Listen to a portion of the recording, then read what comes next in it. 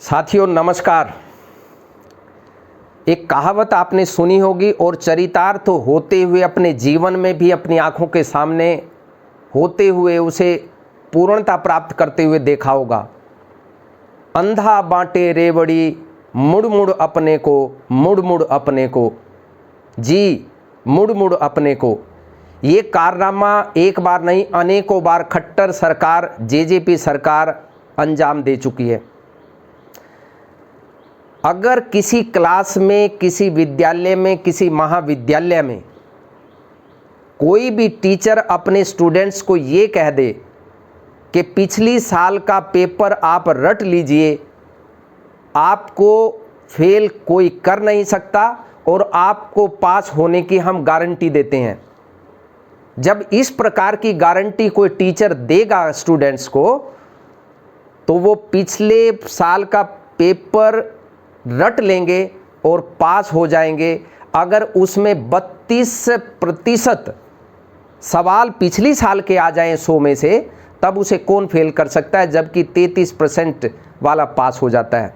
यही कारनामा खट्टर सरकार ने करके दिखाया है। खट्टर सरकार के HPSC आयोग ने पेपर बनाने का काम किया। 21 तारीख को 93,000 बच्चे HPSC के लिए पेपर देने के लिए बैठे और उन 100 क्वेश्चंस में से 32 क्वेश्चन पिछली साल के हूबहू, बिना कोमा, बिना फुल स्टॉप के यूं दे दिए गए। 33% वाला, अगर आपके 33 मार्क्स आ गए तो आप प्रीलिम एग्जाम क्वालिफाई कर जाएंगे। सिविल सर्विस परीक्षा की तरह हरियाणा में भी प्रीलिम और मेंस 2 एग्जाम होते हैं। प्रीलिम केवल क्वालिफाइंग एग्जाम है जिसमें 33% मार्क्स लाना जरूरी है। 32 की गारंटी आपने दे दी, 32 क्वेश्चन उन्होंने रट लिए, 32 के 32 नंबर आ गए। एक नंबर तो पूरे के पूरे जो 70 क्वेश्चन बचे उनमें से एक नंबर तो मरे से मरा स्टूडेंट्स, मरे से मरा व्यक्ति भी ले जाएगा, पागल से पागल व्यक्ति भी ले जाएगा।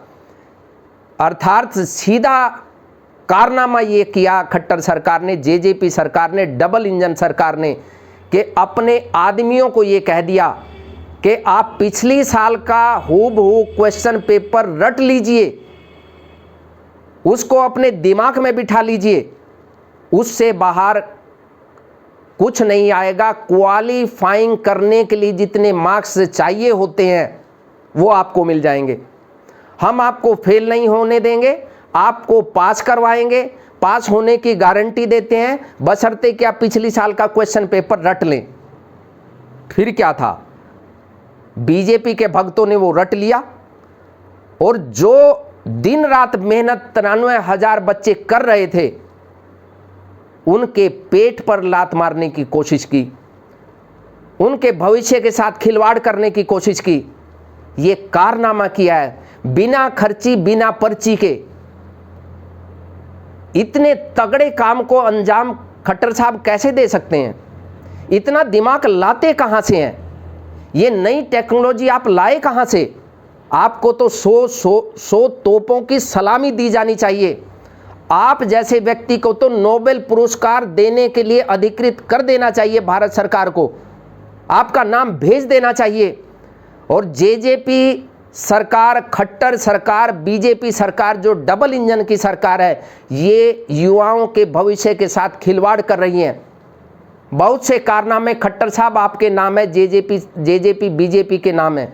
जितने भी एग्जाम हुए, पहली बात तो एग्जाम आप लोगों ने लिए ही नहीं, और अगर लिए हैं तो वो पेपर लीक करने का कारनामा आप लोगों ने करने का काम किया। आपके सानिध्य में गिरोह पकड़े गए।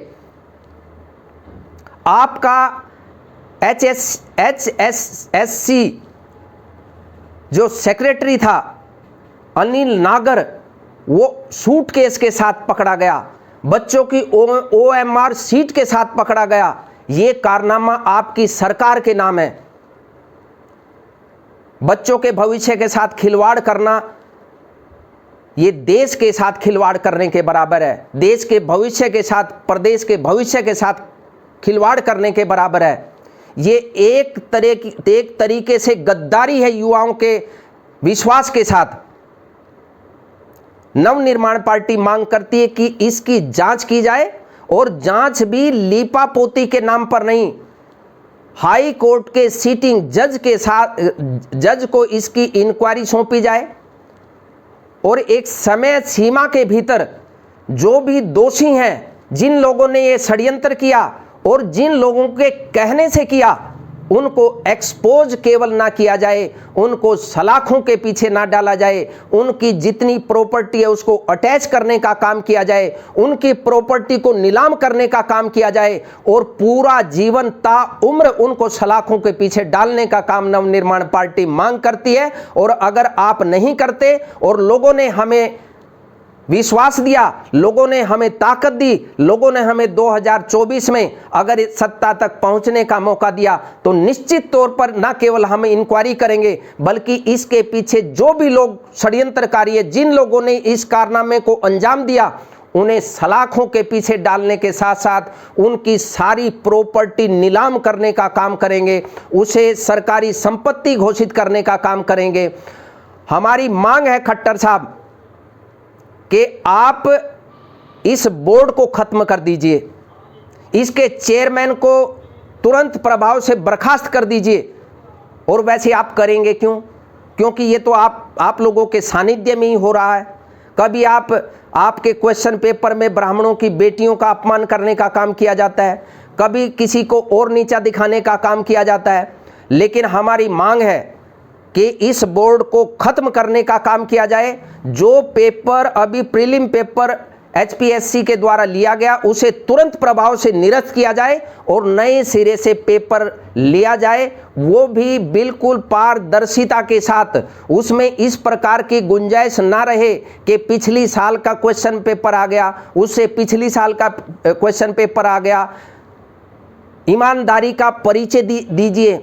केवल मैं ईमानदार, मैं ईमानदार, मैं ईमानदार, इससे ईमानदारी झलकती नहीं है। ये कांड जो सामने आ रहे हैं, ये एक्सपोज कर रहे हैं आप लोगों को।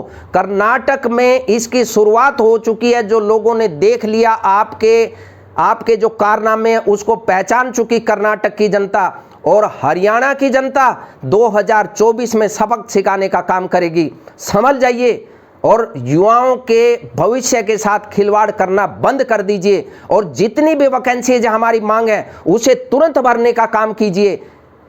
लेकिन आप भरेंगे क्यों? आप तो इंतजार कर रहे हैं चुनाव का। जैसे जैसे चुनाव नजदीक आएगा उसके बाद वैकेंसीज निकालने का ढोंग और ड्रामा किया जाएगा, उसके बाद पेपर लेने का काम किया जाएगा, ताकि प्रदेश का युवा इसी गुल्लू घारे में चक्कर घिन्नी की तरह घूमता रहे।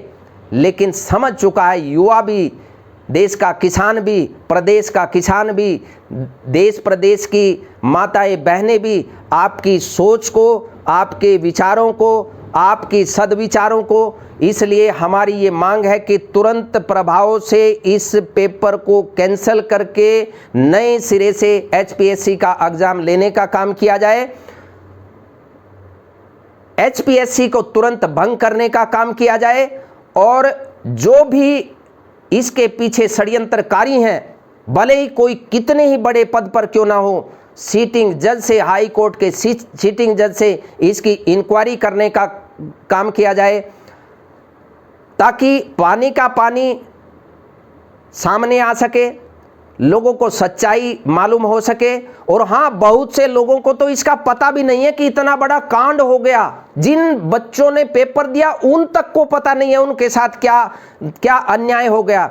इसलिए इसे बिना किसी देरी के निरस्त कर दीजिए खट्टर साहब। ये हमारी प्रार्थना उन युवाओं की ओर से जिन्होंने दिन रात मेहनत करके, दिन रात जाग करके इस एग्ज़ाम की तैयारी की और पूरे सपनों के साथ कि भविष्य हमारा सुरक्षित होगा, पेपर दे के आए। लेकिन उनको क्या पता था कि उनके साथ इतना बड़ा कांड, इतना बड़ा अन्याय इस डबल इंजन की सरकार ने कर दिया।